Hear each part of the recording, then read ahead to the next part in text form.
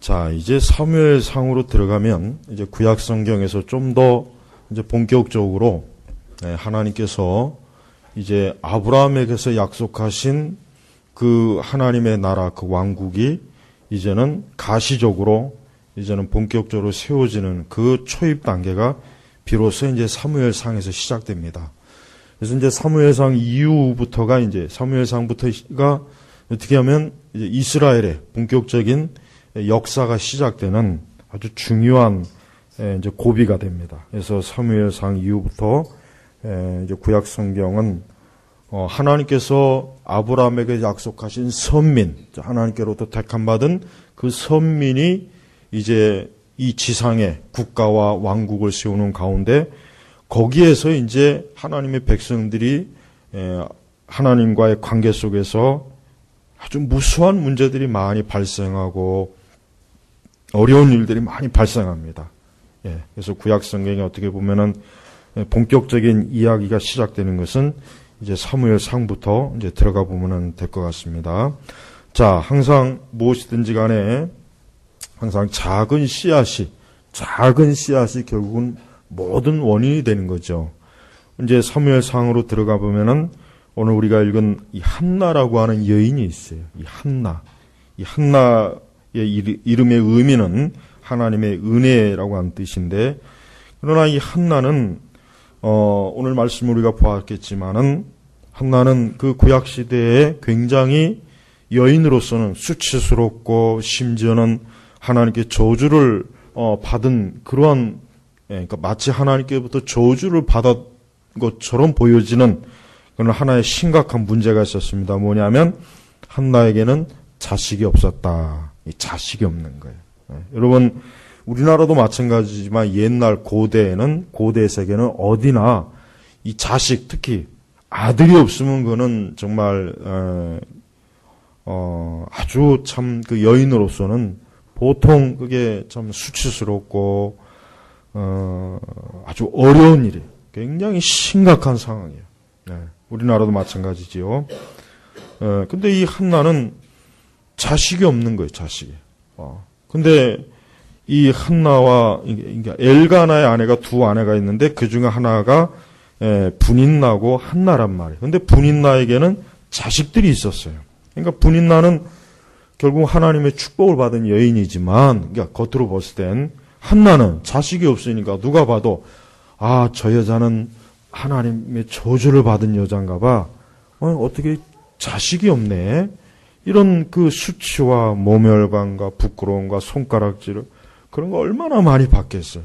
그러니까 이 한나가 굉장히 아주 속이 아주 그냥 너무나 아픈 거예요. 너무나 아픈 거예요.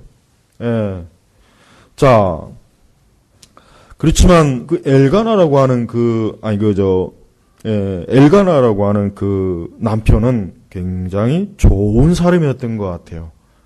비록 한나가 자녀를 낳지 못했지만 자녀를 낳지 못했다고 해가지고 막 구박을 하거나 쫓아내거나 막 그냥 괴롭히거나 그런 것이 아니라 오히려 뭡니까?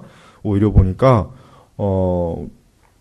그런 한나를 더 불쌍히 여기고 더 긍휼히 여기고 더 참 이렇게 마음을 써주는 거예요. 그렇지만서도 여전히 한나는 자기에게 자식이 없는 것에 대한 깊은 고통, 괴로움이 굉장히 심해서 보니까 7절에 보니까 그리하여 매년 한나가 여호와의 집에 올라갈 때마다 분인나가 그 여자를 괴롭힘으로 그 여자가 울면서 아무것도 먹지 않았다. 그러니까 이제 이 분인나라고 하는 여자가 한나라고 하는 여인을 아마 이제 너는 여자가 돼가지고 자식도 없고 그렇게 살아서 뭐하냐, 빨리 죽어라, 빨리 집을 나가라, 여기 있어봐 뭐 하겠느냐, 아마 온갖 말을 막 쏟아내겠죠. 막 그냥 아주 독한 말. 그러니까 한나는 그게 굉장히 괴로운 거예요. 괴로우니까 울면서 아무것도 먹지 못하는 거예요.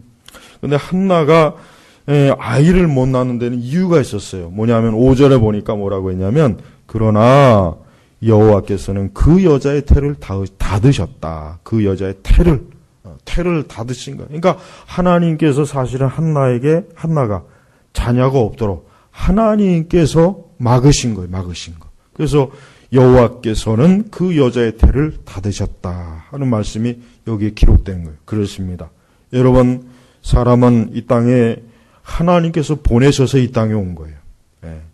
그냥 우연히 온 게 아닙니다. 내가 오고 싶어서 온 것도 아니에요.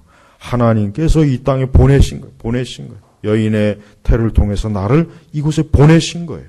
근데 하나님께서 그 태를 막으시면은 어느 여인도 아이를 갖지 못하는 거예요. 그러니까 우리가 혹시라도 아이가 없는 여성분들은 하나님 앞에 기도하시면 돼요. 하나님 앞에 기도하셔서 내게도 하나님께서 생명을 잉태할 수 있도록 하나님께서 은혜를 주십시오라고 기도하면 하나님께서 그 태를 여셔서 아이가 생길 수 있도록 하나님께서 그렇게 은혜를 베푸시는 겁니다. 자, 그렇지만 한나는 아이가 없기 때문에 굉장히 괴로워요. 힘들어요. 자, 이제 9절로 넘어가니까 이제 이 엘가나나 분인나나 이 한나, 이제 이 엘가나의 가정은 그래도 참 경건한 가정이었어요. 사실은 그 룻기나 사무엘상 이 시대는 우리가 보면 알겠지만은 굉장히 어때요? 사사 시대 그 시기란 말이에요. 전부가 그 시기란 말이에요. 이 시대는 굉장히 이스라엘 백성들이 영적으로 무지하고 또 수준이 낮고 하나님의 섬기는 도를 잘 모르고 율법의 말씀이 잘 안 가르쳐주고, 그러니까 사실은 이 시대는 굉장히 무질서하고 아주 엉망진창인, 그냥 막 이 제대로 이렇게 이스라엘의 경건이 서 있지 않는 그 시기란 말이에요. 근데 이 엘가나라고 하는 이 사람은 그래도 그 시기에 그래도 꽤나 경건한 사람이었던 것 같아요. 그러니까 어때요? 그는 7절에 보니까 매년 한나가 여호와의 집에 올라갈 때마다, 그러니까 매년 사실은 이 엘가나는 자기 부인들을 데리고 여호와의 집이 뭡니까? 하나님의 성소가 있는 것이에요. 여호와의 성전 매년 올라가는 거예요. 그래서 9절에 보니까 그들이 실로에서 먹고 마신 후 한나가 일어났는데 그때 제사장 엘리는 여호와의 성전문 기둥 옆 의자에 앉아 있었다. 그러니까 이 엘가나는 그래도 그 시대의 기준에 비춰봤을 때 평균적으로보다 훨씬 더 그래도 경건한 사람이었기 때문에 이렇게 1년에 주기적으로 여호와의 성전에 가서 하나님께 기도하고 그곳에 제물을 드리고 이제 그런 와중이었던 거예요. 이제 그런데 이제 한나는 10절에 보니까 우리 같이 읽어보겠습니다. 한나가 마음이 괴로워 여호와께 기도하면서 슬피 울며 그랬습니다. 마음이 괴로워. 왜 괴롭겠어요? 자녀가 없으니까.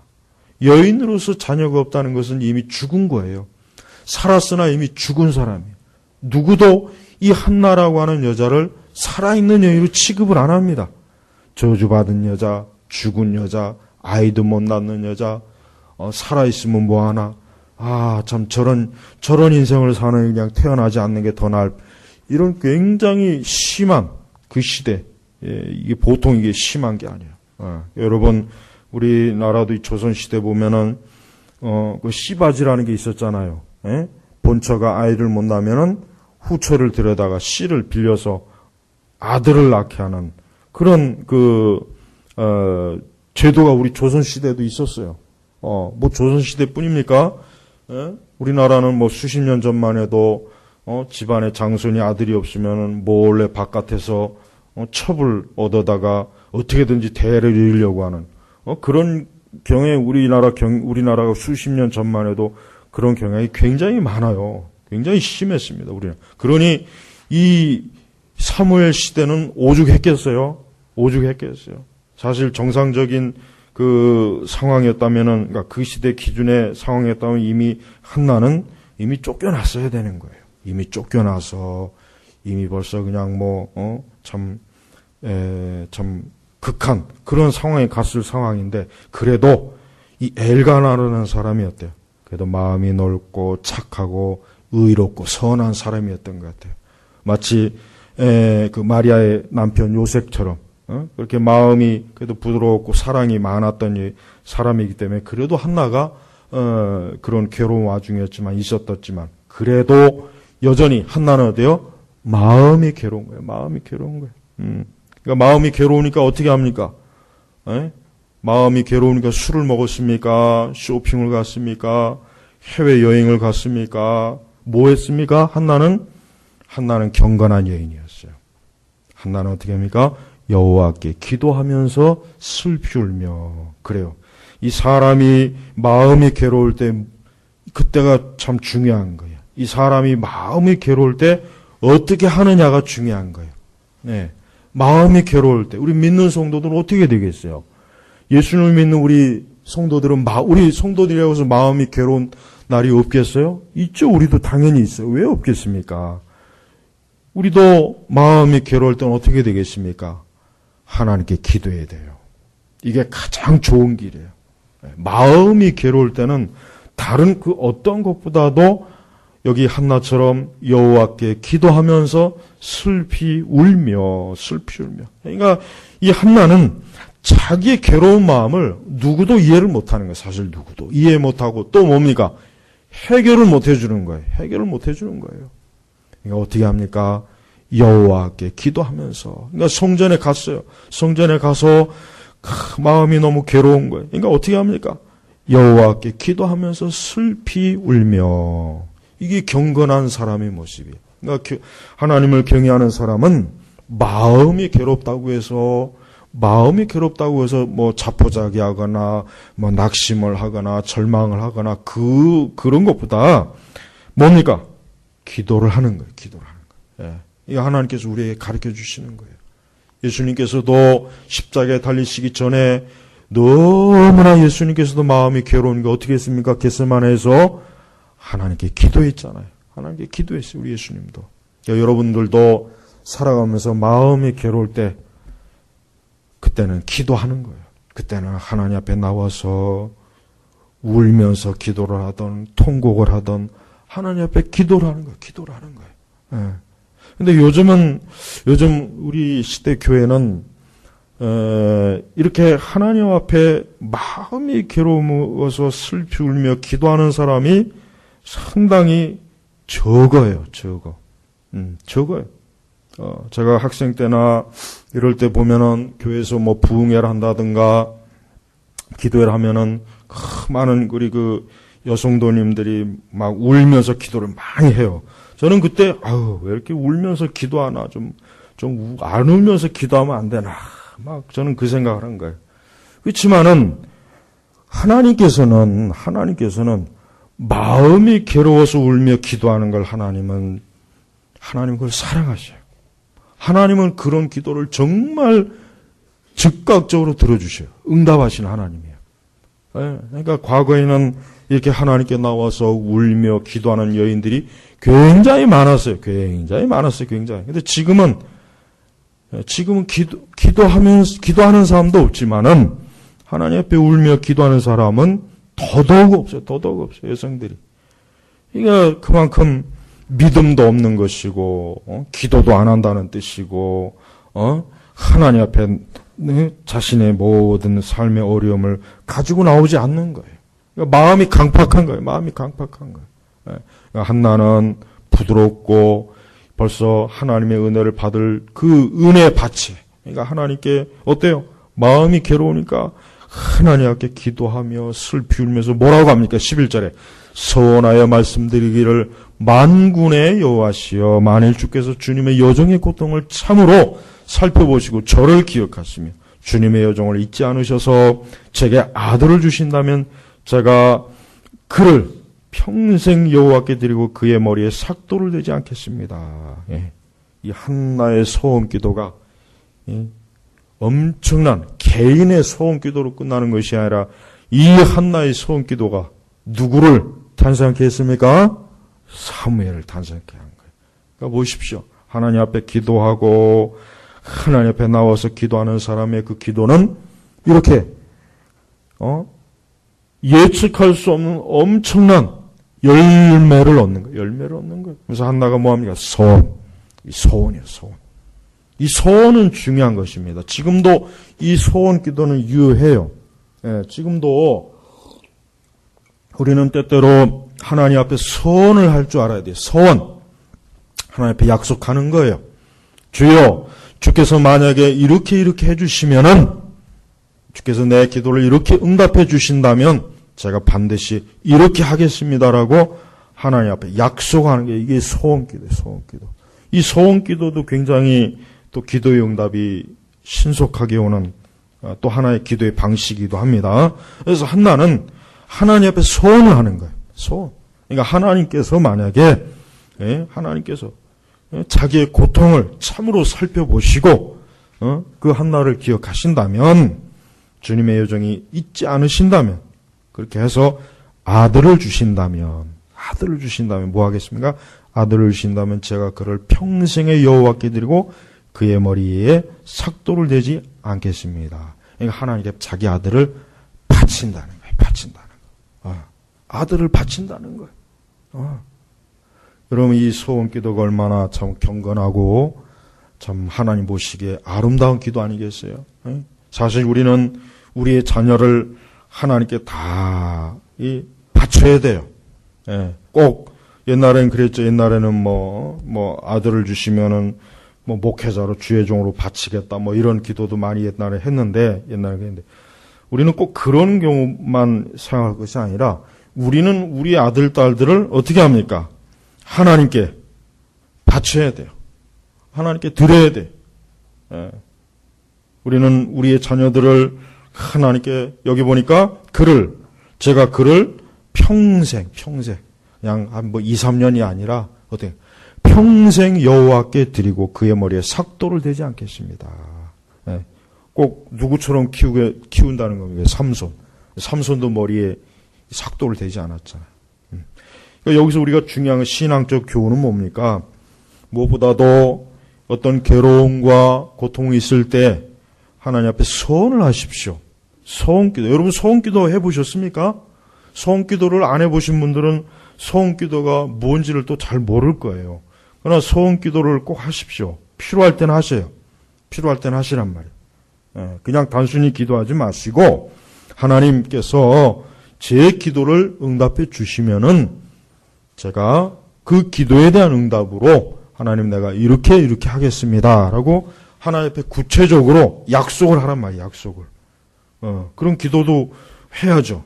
그런 기도도 안 해본다면 그 얼마나 참 그 기도의 그 효능을 안 믿는 거 아니에요. 안 믿는 거 아니겠습니까? 그러니까 꼭 하세요. 필요할 땐 하시란 말. 그러니까 무분별하게 소원을 남발하면 안 되겠지만은 필요할 때는 소원 기도를 해야 돼요.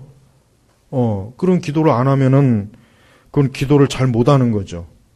하나님께서 하나님께서 나를 이렇게 축복하시면, 하나님이 또 나를 내 사업을 일으켜 주시면, 또 하나님께서 내 병을 고쳐 주신다면, 또 하나님께서 진짜 아들이 없고 자녀가 없으면 나에게 자녀를 주신다면, 하나님께서 어떤 그런 구체적으로 하나님 앞에 기도하면 어떻게 해요? 하나님이 그 기도를 구체적으로 들으셔서 그 응답을 해 주셔요. 그래서 내가 그 소원을 한 것을 기억하셔서 그 소원을 하나님께 지키도록 하나님께서 그렇게 섭리하신단 말이에요. 그러니까 우리는 소원 기도가 중요해요. 여러분 소원 기도는 굉장히 우리 성도들에게 하나님께서 주신 하나의 기도의 특별한 방식이 되는 거다. 방식이 돼. 그래서 이런 소원 기도를 체험하신 분들은 진짜 하나님께서는 이 기도를 들으시고 내가 하나님 앞에 약속한 것을 하나님이 근데 또 어떤 사람들은 예를 들면 하나님 내가 지금 사업이 망했습니다. 망하게 생겼습니다. 하나님 내가 이 사업을 다시 일으켜 주시면 하나님 내가 11조를 얼마나 드리겠습니다. 근데 또 진짜 하나님께서 그 사업을 다시 일으켜 줬는데 11조는 고사하고 교회도 안 나오는 사람이지. 그런 일들이 비일비재하죠. 이게 하나님 앞에 어려울 때는 소원을 하다가 하나님이 기도에 응답해 주시니까 또 금세 또 그냥 풀어져 갖고 지 마음대로 사는 거예요. 신앙도 버리고. 그럼 하나님께서 어떻게 합니까? 2배로 더 그냥 뒤집어 엎어버려요.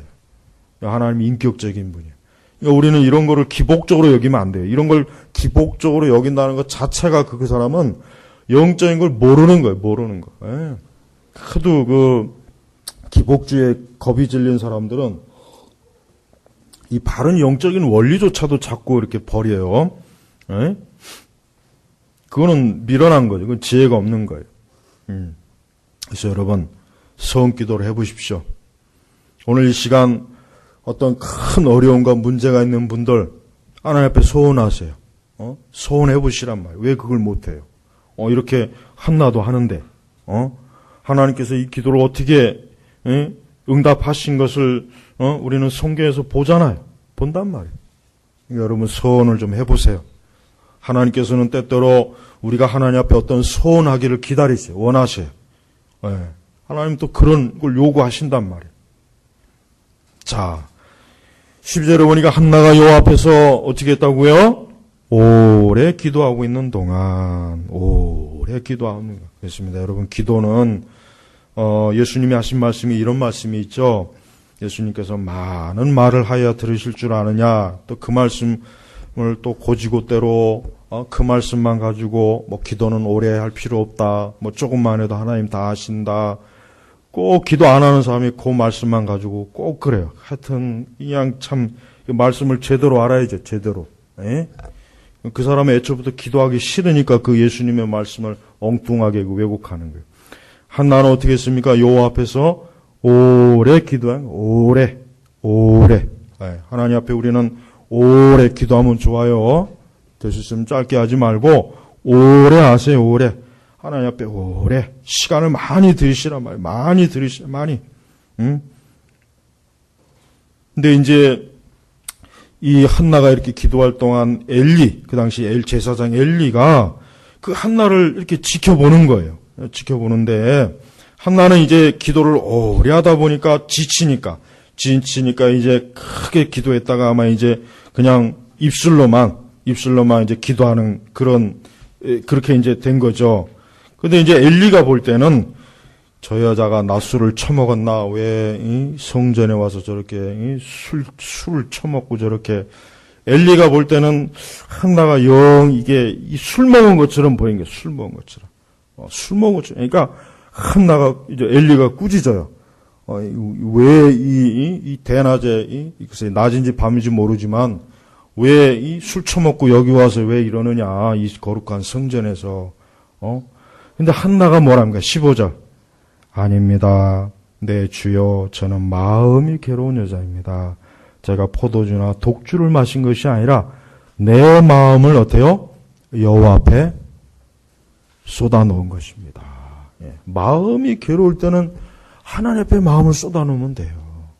이 성도가, 우리 그리스도인들은 그래야 돼요. 우리 그리스도인들은 세상을 살다 보면은 마음이 괴로워서 누구한테 속 시원하게 말할 수도 없고 고통스럽고 나를 이해해 줄 사람도 없고 그냥 마음에서 막 속에서 썩어갈 때 그때 어떻게 해야 돼요?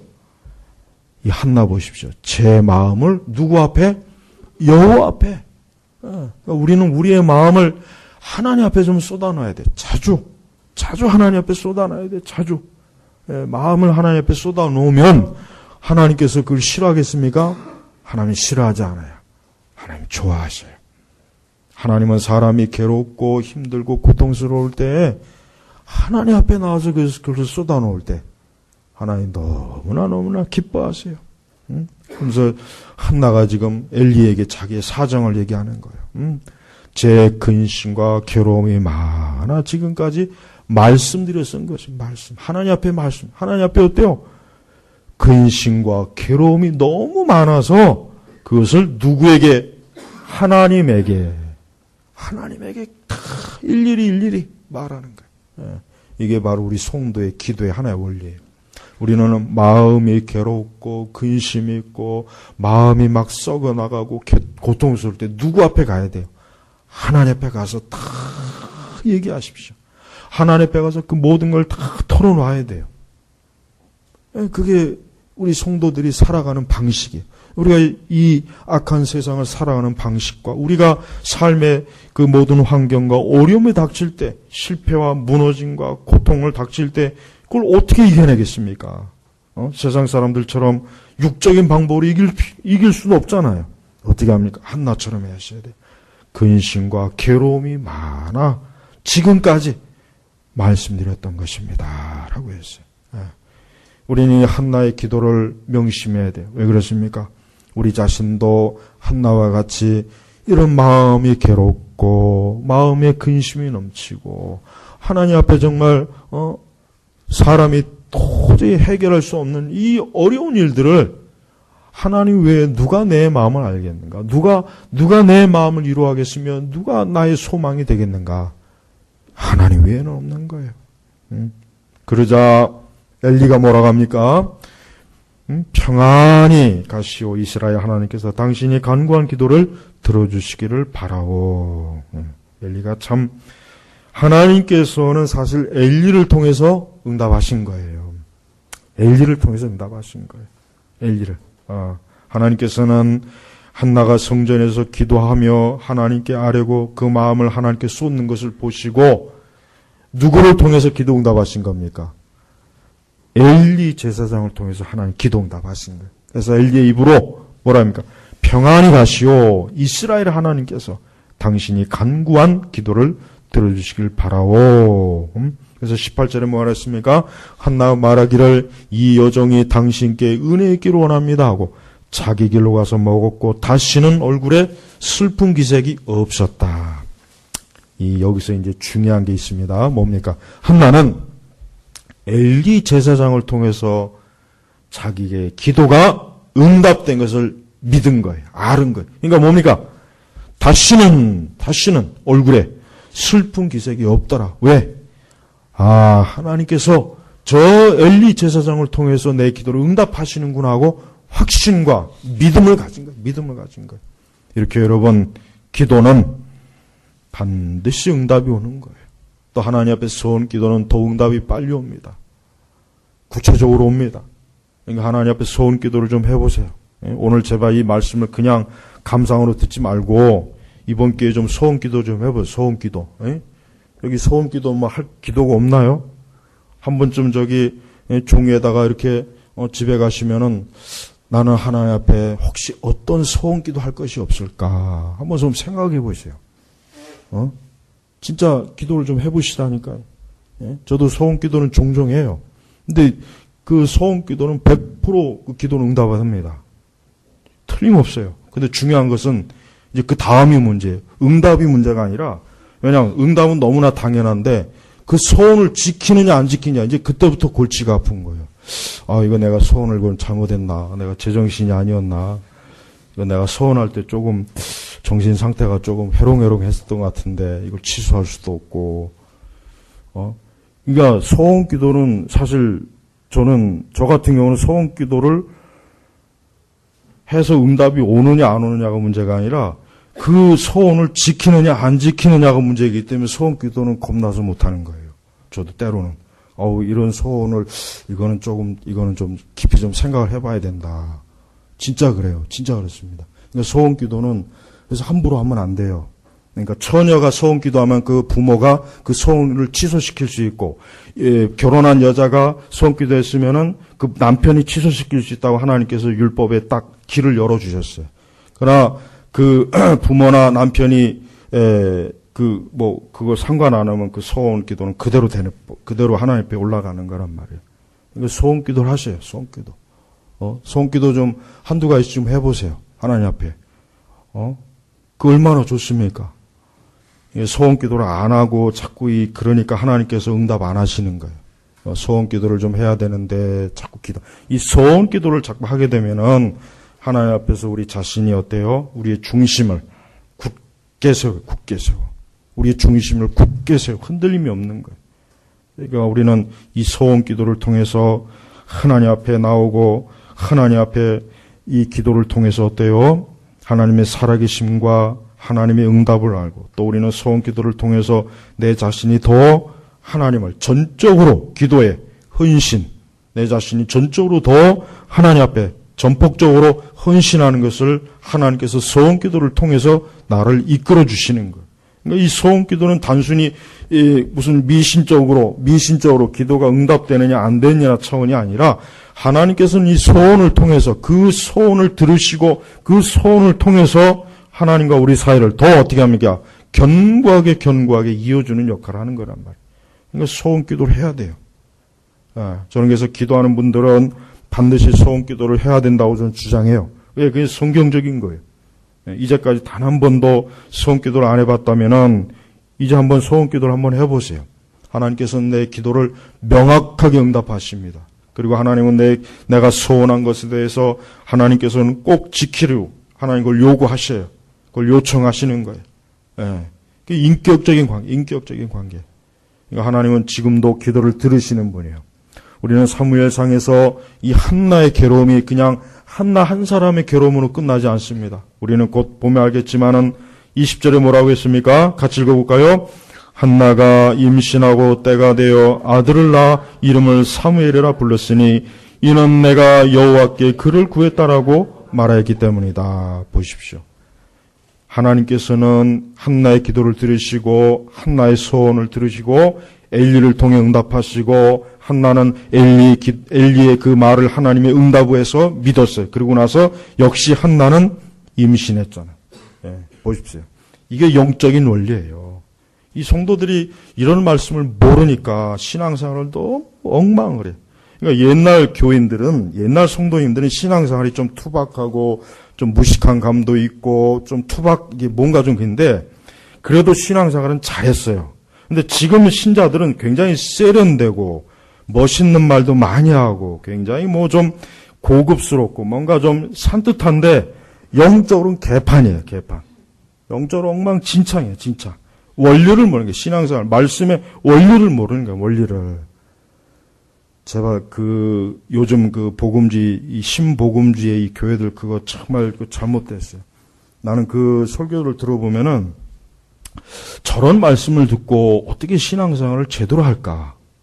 신앙생활이 무슨 멋부리는 것도 아니고 무슨 신앙생활이 무슨 무슨 누구 보여주려고 쇼하는 것도 아니고 이 신앙생활이라고 하는 것은 내가 죽고 사는 문제고 내가 하나님 앞에 평생토록 바르게 서는 문제인데 왜 저렇게 점점 설교를 저딴 식으로 할까? 왜 교인들을 저렇게밖에 못 가르칠까? 좀 답답해요. 그런 설교를 듣고 어떻게 하나님을 제대로 섬길 수 있을까? 예? 여러분, 하나님 앞에 신앙생활 할 때는 정확하게 해야 돼요. 정확하게 말씀의 원리대로 해야 돼요. 우리는 이 신앙생활이라고 하는 것은 이게 멋부리는 게 아니에요. 우리의 신앙생활은 이게 무슨 시간이 남아 돌아가지고 지금 무슨 할 일이 없어서 지금 한가하게 노닥거리는 게 아닙니다. 신앙은 살아계신 그 하나님께 나오는 것이고 그 하나님을 만나는 것이고 그 하나님을 통해서 내가 문제도 해결하는 것이고 그 하나님을 통해서 내 생명이 건지는 것이고 그 하나님을 통해서 내가 사는 거예요. 성도로서 내가 하나님으로 인해서 사는 거란 말이에요. 성도가 하나님으로 인해서 살지 못하면 뭘 가지고 살겠어요, 성도가? 예? 뭘 가지고 이 땅을 살겠냐고요. 이 죄악된 세상을, 이 마귀가 역사하는 이 악한 세대를 어떻게 우리가 살아가겠습니까? 신앙생활은 철저하게 좀 말씀대로 해야 돼. 말씀대로. 하나님께서 우리에게 이런 말씀을 주신 것은 우리 모두가 다 누구예요? 우리가 다 한나예요, 우리가 다. 우리가 한나란 말이에요, 우리가 다 한나 같은 처지에 있는 거예요, 우리가 지금. 응? 그러니까 하나님 앞에 너희도 이렇게 해라. 너희도 이렇게 나와서 하나님께 기도해라. 내게 기도해라. 내게 소원해라. 내가 그런 응답해 줄 것이고 너는 나에게 헌신할 수 있게 해주겠다라고 하나님께서 우리에게 지금 방식을 알려주는 거란 말이에요. 예. 이게 바로 예수님의 신앙생활 방식이에요. 그러니까 한나는 임신했어. 이게 그냥 임신입니까? 하나님께서 태를 여신 거예요. 태를 여신 거예요. 하나님께서 그 한나의 괴로움과 그 쏟아붓는 마음을 들으신 거예요. 아신 거예요. 그리고 무엇보다도 소원을 들으신 거예요. 소원. 그래서 이 사무엘은 그냥 단순한 사무엘이 아니라 이제 앞으로 이스라엘, 하나님의 나라를 세워지는 게 하는 위대한 이스라엘의 선지자가 될 사람이 이 사무엘이. 그러니까 이 한나의 괴로움과 소원 기도와 하나님 앞에 기도가 그냥 한나 개인으로 끝난 게 아니란 말이에요. 그러니까 우리는 우리의 기도와 우리의 기도 응답이 나 개인으로 끝나는 것이 아니라 그것이 하나님의 교회를 유익하게 하고 하나님께 영광을 올리는 것이고 그걸 통해서 하나님을 영화롭게 하는 거예요. 그냥 나 개인만 좋으라고 하는 게 아니라. 그러니까 우리는 신앙생활을 이렇게 해야 돼. 이렇게 해야 돼. 오늘 분명히 제가 몇 번이나 여러분한테 청하는데 소원기도 좀 하세요. 소원기도 할 게 있으면 꼭 하시란 말이에요. 그 소원 기도를 통해서 하나님께서 얼마나 기도를 응답하시는지 좀 그걸 좀 보고 체험도 하고, 그래서 예수 그리스도를, 주님을 더 확고하게 만나고, 그럴 필요가 있단 말이에요. 그런 게 없으면 안 돼요. 그런 게 없으면은 신앙생활 못 합니다. 무슨 수로 신앙생활 합니까? 안 돼요, 신앙생활.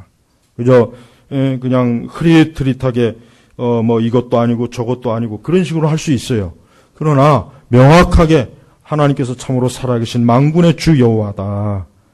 참으로 주님이 나를 보시고 살펴보시고 나를 아시는 분이다 하는 것을 믿는다면 하나님 앞에 확고하게 기도를 하는 거란 말이에요. 그리고 한나는 진짜 하나님 앞에 자기 소원을 어때요? 하나님 앞에 갚았어요. 그대로 드렸어요. 그래서 젖을 떼고 나서 그러고 나서 바로 어때요? 성전에다가 그냥 사무엘을 맡겨버려요. 그래서 이제 사무엘이 성전에서 자라잖아요. 성전에서. 이 한나가 그러니까 대단한 여인이에요. 대단한 믿음의 여인이에요. 기도의 여인이고 신앙이 있는 여인이에요. 그 웬만한 여자 같으면은 글쎄 소원은 그렇게 했지만은 그래도 생각해 보니까 둘째부터 내가 하나님께 바치겠습니다. 첫째는 아무래도 내가 데리고 다니면서 좀 키워야 되지 않을까 생각이 듭니다. 하나님. 아마 웬만한 여인 그랬을 거예요. 오랜 동안 기다리던 아들이잖아요. 근데 한나는 두말 없이 그냥 젖을 뗄 때까지만 딱 집에 머물고 나머지는 그냥 그 아들을 성전에다 확 바쳐버린 거예요. 이게 바로 이게 살아있는 신앙이에요. 그래서 26절에 한나가 말하기를 내 주여 내 주님이 살아계심을 맹세합니다. 살아계심을 맹세합니다. 저는 여기 당신 곁에 서서 여호와께 기도하던 여자입니다. 이 아이를 낳게 해달라고 제가 기도했더니 여호와께서 제가 간구한 기도를 어때요? 드려주셨습니다. 그러므로 이게 중요한 거예요. 그러므로 저도 이 아이를 여호와께 드리니 이 아이가 평생 동안 여호와께 드려진 자가 될 것입니다. 하므로 그 아이가 그곳에서 여호와께 경배하였다. 보세요. 여러분, 우리의 신앙이라고 하는 것은 지금 시대 기독교 신앙은 저는 죽은 신앙이라고 봐요. 죽은 신앙. 죽은 게. 입만 무성, 입만.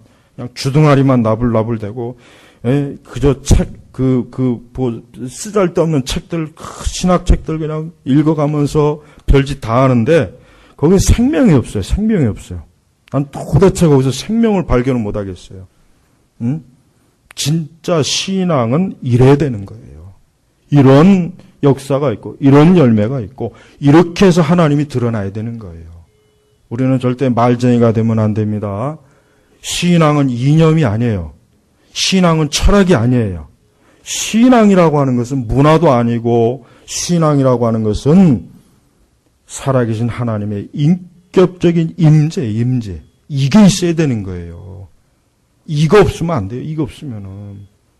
그러니까 제발 멋있는 신앙, 세련된 신앙, 그거 버려야 돼요. 내가 왜 자꾸 이런 얘기를 하냐면, 지금 우리 시대 이 기독교를 보면은 전부 그런 식으로 형성이 되지, 이러한 옛 신앙들은 이미 다 지금 죽어가고 있어요. 옛 신앙들. 이렇게 신앙생활 했던, 살아있는 신앙생활 했던 분들이 이미 다 점점 이 세대에 사라지고 거의 없어요. 그러니까 교회가 에스겔 골짜기가 되는 거예요. 에스겔 골짜기에 해골들만 잔뜩 처박혀서 해골들 그깟 놈하고 많으면 뭐 하겠어요. 그러면 안 됩니다. 우리는 역사하는 인격적인 하나님을 믿고 그분을 섬기면서 그분과 동행하는 거예요.